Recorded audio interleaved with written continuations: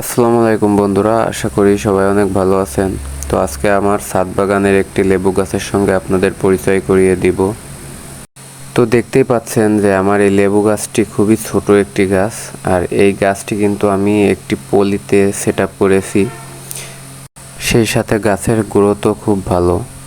তো এই লেবু গাছটি যখন আমি প্রথম কিনে এনেছিলাম এরকম চিকন একটি ডাল ছিল, আর এটি ছিল হচ্ছে আপনার গুটি কলমের একটি লেবুর চারা। তো এখন কিন্তু দেখতে পাচ্ছেন লেবু গাছটিতে থোকায় থোকায় অনেকগুলা লেবু ধরেছে এবং গাছটিও আগে থেকে অনেক ভালো হয়েছে। তো আজকে নিজের গাছের একটি লেবু হারভেস্ট করব এখান থেকে, তো দেখব কেমন রস হয়। তো আমি গাছে কতগুলো লেবু আছে গুনে দেখার চেষ্টা করেছিলাম, তো দেখলাম যে 60টার মতো লেবু আছে অলরেডি। তো একটি লেবু এখান থেকে আমি হারভেস্ট করলাম। আজকে দেখব এটা কেমন রসালো হয়, এটার রস কেমন, তারপর আপনাদের সঙ্গে শেয়ার করব। তো অলরেডি 60টির মতো লেবু আছে গাছে, সেই সাথে আরও অনেক ফুল ফুটছে।